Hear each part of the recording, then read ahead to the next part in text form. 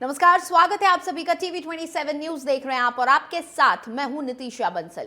इस बुलेटिन में बात करेंगे देश भर से जुड़ी अहम खबरों की। सबसे पहले शुरुआत करेंगे प्रधानमंत्री से जुड़ी एक खबर के साथ। दरअसल 22 जनवरी को अयोध्या में भगवान श्री राम लला की प्राण प्रतिष्ठा के ठीक एक महीने बाद गुरुवार 22 फरवरी। चलिए आगे बढ़ते हैं। दिल्ली के मुख्यमंत्री अरविंद केजरीवाल को ईडी ने 7वां समन भेजा है। ईडी ने केजरीवाल को 26 फरवरी को पूछताछ के लिए बुलाया है। तो ईडी लगातार अरविंद केजरीवाल को समन भेज रही है और उन्हें पूछताछ के लिए बुला रही है और लगातार दिल्ली के मुख्यमंत्री और आम आदमी पार्टी के संयोजक अरविंद केजरीवाल ईडी की पूछताछ से बचते रहे हैं। एक बार फिर अरविंद केजरीवाल को समन जारी किया गया है। उन्हें ये 7वां समन है उनको ईडी की तरफ से और इस बार ईडी ने 26 फरवरी को उन्हें पूछताछ के लिए बुलाया है।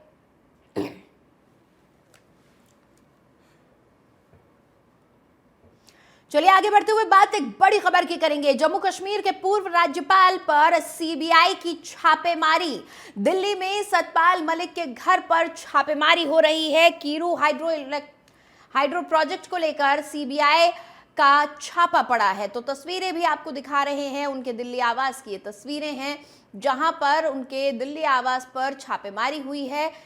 जम्मू कश्मीर के पूर्व राज्यपाल रहे हैं सतपाल मलिक, जिनके आवास पर सीबीआई की छापेमारी चल रही है।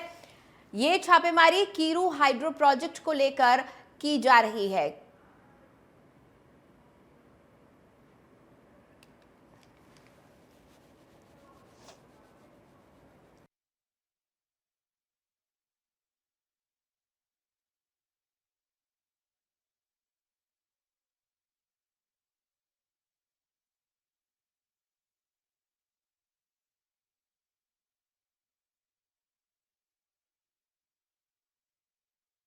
छापेमारी चल रही है। एक और अहम खबर उत्तर प्रदेश के बागपत से है, जहां पर सतपाल मलिक के घर पर छापा पड़ा है। जम्मू कश्मीर के पूर्व राज्यपाल सतपाल मलिक के घर पर रेड हो रही है। बागपत में सतपाल मलिक के घर पर सीबीआई ने रेड की है। कीरो हाइड्रो इलेक्ट्रिक प्रोजेक्ट से जुड़ा हुआ ये मामला है।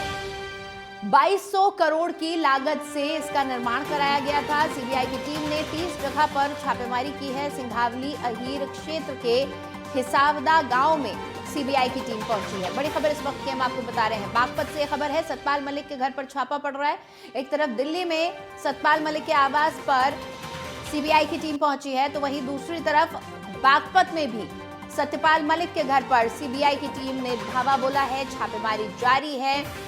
ये छापेमारी कीरू हाइड्रो इलेक्ट्रिक प्रोजेक्ट से जुड़ी हुई बताई जा रही है। पूरा मामला कीरू हाइड्रो इलेक्ट्रिक प्रोजेक्ट से जुड़ा हुआ है। इस मसले को लेकर सीबीआई की टीम ने 30 जगह पर एक साथ छापेमारी की है। इस मामले में 2200 करोड़ की लागत से निर्माण कार्य कराया गया था, यहां काम करवाया गया था, जिसको लेकर अब सतपाल मलिक के अलग अलग घरों पर, ठिकानों पर सीबीआई रेड कर रही है। और एक और अहम खबर इस वक्त, सीबीआई की छापेमारी पर सतपाल मलिक का बयान भी सामने आया है। उन्होंने कहा कि बेवजह परेशान किया जा रहा है। उनका कहना है, किसान का बेटा हूं मैं, नहीं घबराऊंगा, मैं किसानों के साथ लगातार हूं। तो बड़ी खबर आपको बता रहे हैं, 30 जगहों पर सीबीआई इस वक्त छापेमारी कर रही है और इस छापेमारी के बीच सतपाल मलिक, जो कि जम्मू कश्मीर के पूर्व राज्यपाल रहे हैं, उनका बयान भी सामने आया है इस छापेमारी को लेकर। उनका कहना है कि बेवजह परेशान किया जा रहा है उनको सीबीआई द्वारा। साथ ही उन्होंने कहा कि मैं किसान का बेटा हूं, घबराऊंगा नहीं, मैं किसानों के साथ खड़ा रहूंगा।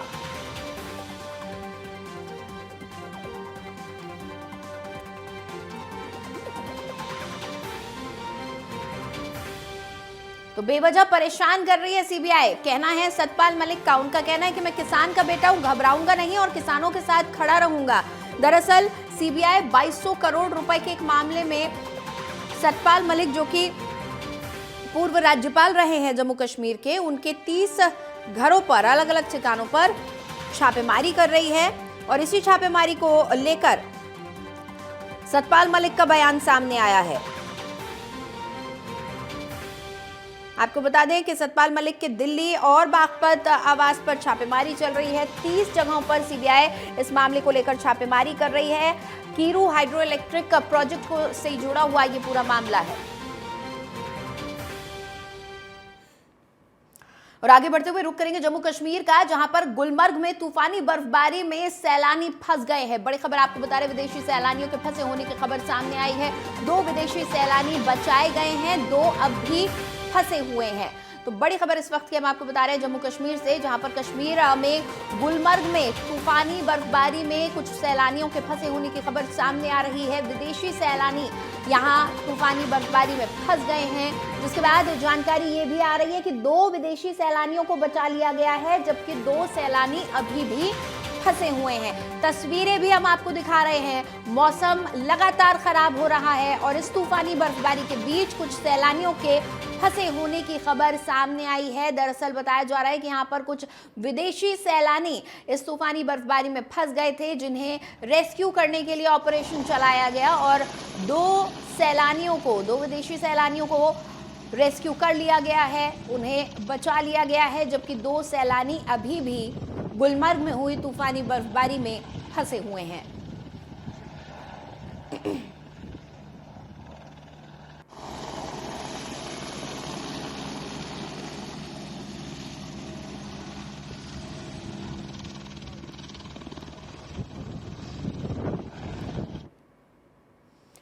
और आगे बढ़ते हुए एक और बड़ी खबर का रुख करेंगे। दरअसल एक मॉडल की मौत के मामले में एक बार फिर एक खिलाड़ी का नाम जुड़ा है। मौत के मामले में आईपीएल खिलाड़ी का नाम सामने आया है। आईपीएल प्लेयर अभिषेक शर्मा का आखिरी फोन कॉल था। सनराइजर्स हैदराबाद की तरफ से खेलते हैं अभिषेक, और अभिषेक का नाम मॉडल तान्या सिंह की खुदकुशी के मामले में सामने आ रहा है। आखिरी फोन कॉल अभिषेक की थी। अभिषेक आईपीएल में सनराइजर्स हैदराबाद टीम की तरफ से खेल चुके हैं और कॉल डिटेल्स से सामने आया है कि खुदकुशी से ठीक पहले जो आखिरी फोन कॉल तान्या सिंह ने की थी वो अभिषेक के साथ की थी। मॉडल तान्या सिंह की खुदकुशी का ये पूरा मामला है, जहां पर क्रिकेटर अभिषेक शर्मा को पुलिस ने समन भेज दिया है। सूरत पुलिस ने अभिषेक शर्मा को पूछताछ के लिए बुलाया है। बड़ी खबर इस वक्त की हम आपको बता रहे, कॉल डिटेल्स से ये सामने आया है कि मॉडल और एक्ट्रेस तान्या ने मौत को गले लगाने से पहले, खुदकुशी से पहले आईपीएल प्लेयर अभिषेक शर्मा से बातचीत की थी और वही आखिरी फोन कॉल था जिसके बाद तान्या ने मौत को गले लगा लिया।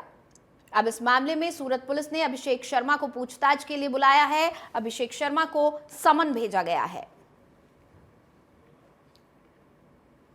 और आगे बढ़ते हुए बात अब किसानों की। किसान नेताओं ने दिल्ली कूच पर रोक लगा दी है। कल तक दिल्ली कूच की कोशिश नहीं करेंगे किसान, शुक्रवार तक दिल्ली कूच नहीं करेंगे किसान संगठनों की चंडीगढ़ में बड़ी बैठक आज हो रही है। बड़ी खबर इस वक्त के हम आपको बता रहे हैं, किसानों की एक बड़ी बैठक आज चंडीगढ़ में चल रही है। 2 दिनों के लिए किसानों ने दिल्ली कूच पर विराम लगाया है, रोक लगाई है। शुक्रवार तक किसान दिल्ली कूच नहीं करेंगे और किसानों ने यह भी कहा है कि 2 दिन के लिए दिल्ली कूच नहीं किया जाएगा, बल्कि बातचीत की जाएगी और आगे की रणनीति 2 दिन बाद बताई जाएगी। ये तस्वीरें आपको हम दिखा रहे हैं, अलग अलग बॉर्डर्स की तस्वीरें, जब किसान लगातार कूच करने की कोशिश कर रहे थे दिल्ली की तरफ। हालांकि बॉर्डर्स पर सिक्योरिटी होने के कारण, चाक चौबंद सुरक्षा व्यवस्थाएं होने के कारण किसान दिल्ली कूच नहीं कर पाए थे, लेकिन फिलहाल किसानों ने अपनी रणनीति को लेकर एक बैठक बुलाई है। चंडीगढ़ में ये बड़ी बैठक चल रही है किसान संगठनों की।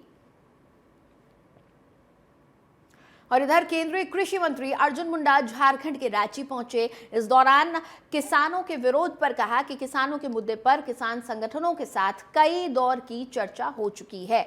हम चर्चा के जरिए समाधान निकालेंगे, क्योंकि बातचीत से ही मुद्दे सुलझते हैं। हमें मिलकर समाधान निकालना चाहिए, ये सभी के लिए फायदेमंद है। मुझे उम्मीद है कि हम मिलकर इसका समाधान निकाल लेंगे। मैं किसान संगठनों के साथ किसानों के मसले पर कई दौर की बातचीत हुई है और अभी भी हम बातचीत के लिए किसान संगठनों से कहा है कि इसका समाधान बातचीत के माध्यम से हम निकालेंगे, क्योंकि किसी भी समस्या का समाधान बातचीत के माध्यम से ही निकलता है, वार्ता के माध्यम से ही निकलता है। और ये देश हम सबका है, हम सबको मिलकर के देश का समाधान निकालना चाहिए। और इधर दिल्ली एक्साइज पॉलिसी मामले में मनीष सिसोदिया को न्यायिक हिरासत की अवधि खत्म होने के बाद राउज एवेन्यू कोर्ट में पेश किया गया। कोर्ट ने मनीष सिसोदिया की न्यायिक हिरासत की अवधि 12 मार्च तक बढ़ा दी है। अब अगली सुनवाई 12 मार्च को होगी। सीबीआई ने सीलबंद लिफाफे में आगे की जांच पर स्टेटस रिपोर्ट दाखिल की। कोर्ट ने कहा कि स्टेटस रिपोर्ट निरीक्षण के लिए खुली नहीं है। कोर्ट ने कहा कि वो जांच के विवरण का खुलासा नहीं कर सकता। कोर्ट ने मामले को 12 मार्च के लिए सूचीबद्ध कर दिया है। न्यायिक हिरासत भी अगली तारीख तक बढ़ा दी गई है।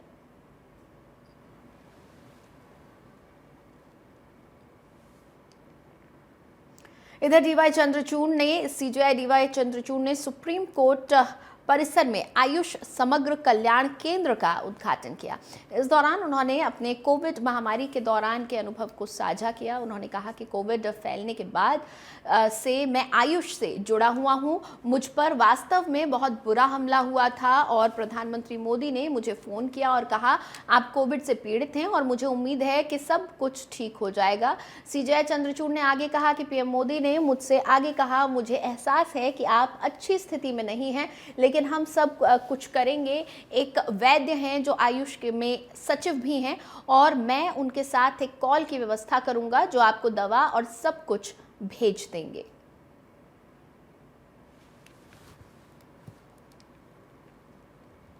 चलिए आगे बढ़ते हुए बात उत्तर प्रदेश की करते हैं। दरअसल मुख्यमंत्री योगी आदित्यनाथ ने आज गोरखपुर में 1040 करोड़ की 20 विकास परियोजनाओं का लोकार्पण और शिलान्यास किया।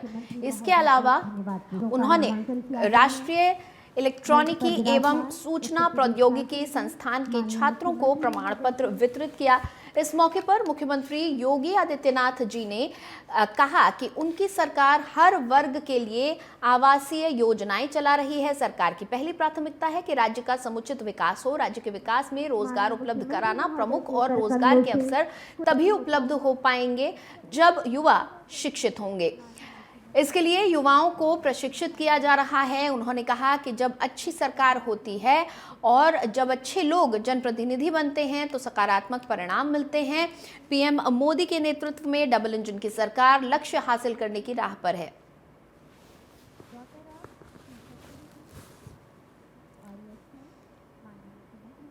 माननीय मुख्यमंत्री महोदय के कर कमलों से उत्पन्न होता हुआ हम सभी हृदय तल से माननीय मुख्यमंत्री महोदय को धन्यवाद का नामांकन किया गया है। मंच पर विराज। चलिए आगे बढ़ेंगे।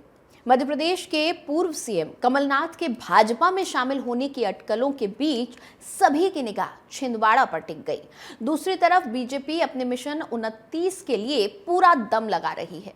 कमलनाथ के गढ़ में मुख्यमंत्री डॉक्टर मोहन यादव ने बड़ा रोड शो किया। उपलब्धि ये रही कि सैकड़ों कांग्रेसी कार्यकर्ता बीजेपी में शामिल हो गए। मध्य प्रदेश के सीएम मोहन यादव का छिंदवाड़ा दौरा आने वाले लोकसभा चुनाव की दृष्टि से काफी अहम है। डॉक्टर मोहन यादव ने यहाँ कई बड़े ऐलान किए, क्योंकि मध्य प्रदेश में लोकसभा की 29 सीटों में से एक छिंदवाड़ा सीट है जो भाजपा के पास नहीं है। भाजपा पूरी 29 सीटें जीतने की रणनीति पर काम कर रही है। यदि कांग्रेसी कार्यकर्ता कमलनाथ का दामन छोड़कर भाजपा में शामिल होते हैं तो आने वाले चुनाव में कांग्रेस की एकमात्र सीट भी उसके हाथ से निकल जाएगी। लेकिन कांग्रेस को अभी भी भरोसा है कि छिंदवाड़ा लोकसभा सीट पूर्व मुख्यमंत्री कमलनाथ के हाथ से कोई नहीं छीन सकता। कांग्रेस का तो ये भी दावा है कि इस बार बीजेपी की सीटों में कमी आएगी। देखिए, छिंदवाड़ा सीट कांग्रेस के पास पहले थी और फिर से कांग्रेस के पास ही रहेगी।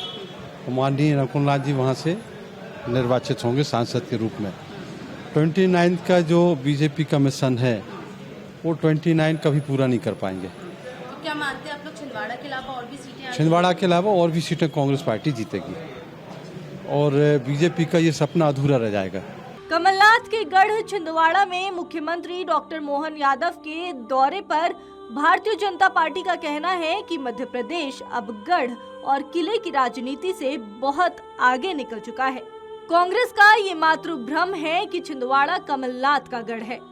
आगामी लोकसभा चुनाव में मध्य प्रदेश की जनता प्रधानमंत्री नरेंद्र मोदी को 29 सीटों का तोहफा देगी।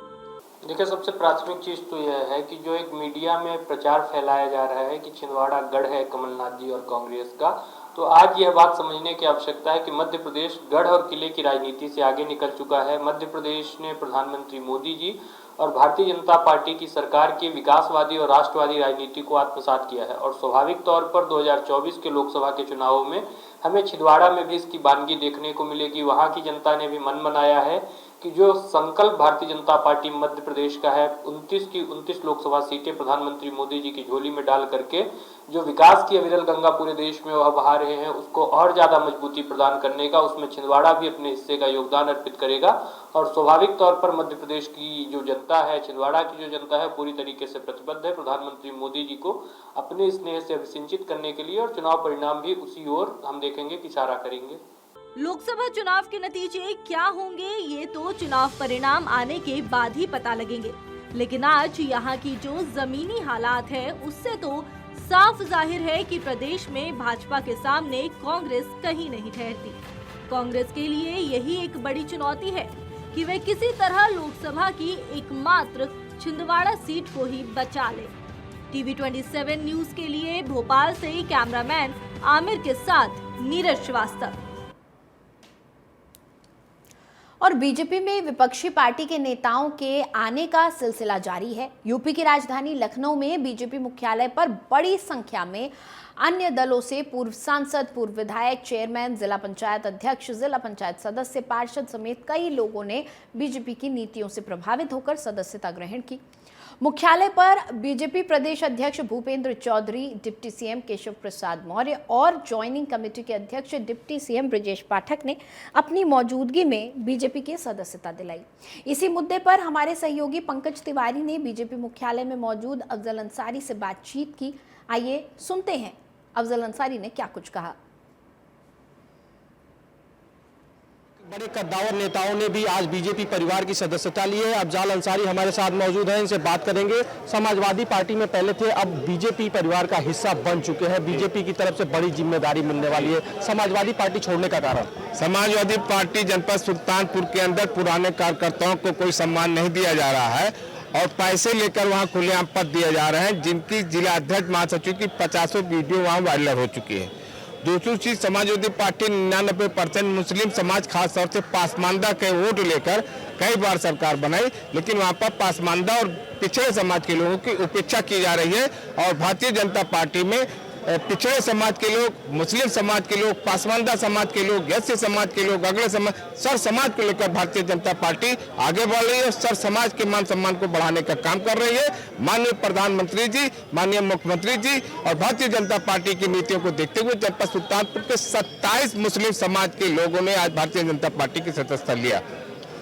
समाजवादी पार्टी पीडीए की बात कर रही है, लगातार वो पीडीए के ही सहारे 2024 में चुनावी रणनीति बना रही है। ऐसे में आप लोग भी पीडीए से आते हैं, तो कहीं ना कहीं जो अल्पसंख्यक लोग बीजेपी में जुड़ रहे हैं, तो बाकी जो समाजवादी पार्टी दावा कर रही है वो कैसे दावे? समाजवादी पार्टी के पीडीए सिर्फ कागज पे है। वहां अजय यादव को पार्टी से निष्कासित कर दिया गया, अफजल अंसारी को पार्टी से निष्कासित कर दिया गया, क्योंकि अजय यादव और अफजल अंसारी ने इस बात को उठाया कि जो पुराने कैडर के कार्यकर्ता हैं, पदाधिकारी हैं, उनसे पैसा क्यों मांगा जा रहा है पद के लिए। तो सही बात कहने वालों को पार्टी से निष्कासित कर दिया जा रहा है। समाजवादी पार्टी अब दलालों का अड्डा बन चुकी है। समाजवादी पार्टी में कैडर के लोगों को, सामाजिक लोगों को और राजनीतिक लोगों को और जो आम जनता की भावना को लेकर चलते हैं वो उससे हट चुके हैं। माननीय मुलायम सिंह यादव जी की जमाने की समाजवादी पार्टी और आज की समाजवादी पार्टी में जमीन और आसमान का फर्क हो चुका है। एक आखिरी सवाल, भाजपा परिवार में शामिल हो गए हैं, जाहिर सी बात है कि अब आने वाले चुनाव में, चुनावी समय में आपको भी बड़ी जिम्मेदारी दी जा सकती है, कैसे निभाएंगे? भारतीय जनता पार्टी में एक कार्यकर्ता की हैसियत से आज से हमारी टीम ने काम शुरू कर दिया है, जितने साथी आए थे। और माननीय मोदी जी को तीसरी बार प्रधानमंत्री बनाने के लिए भारतीय जनता पार्टी की नीतियों को जन जन तक पहुंचाने का काम किया जाएगा, सरकार की उपलब्धि को जनता तक पहुंचाने का काम किया जाएगा और माननीय मोदी जी को उत्तर प्रदेश में 80 में से 80 सीट दिलाने का पूरा प्रयास किया जाएगा। बात करने के लिए बहुत बहुत धन्यवाद। तो ये थे अफजल अंसारी, जिनका कहना था कि जो पार्टी की तरफ से जो कुछ भी आदेश होगा वो इनके कार्यकर्ता करेंगे, इनके लोग करेंगे, ये करेंगे, और साथ ही साथ जो 80 की 80 सीटें हैं यूपी की, वो जीतकर झोली में, बीजेपी की झोली में डालने का काम जो पसमानदा समाज के लोग हैं वो करेंगे। वीडियो जर्नलिस्ट पंकज गुप्ता के साथ पंकज तिवारी, टीवी 27 न्यूज, लखनऊ। और फिलहाल मेरे साथ इस बुलेटिन में इतना ही। आप देखते रहिए टीवी 27 न्यूज।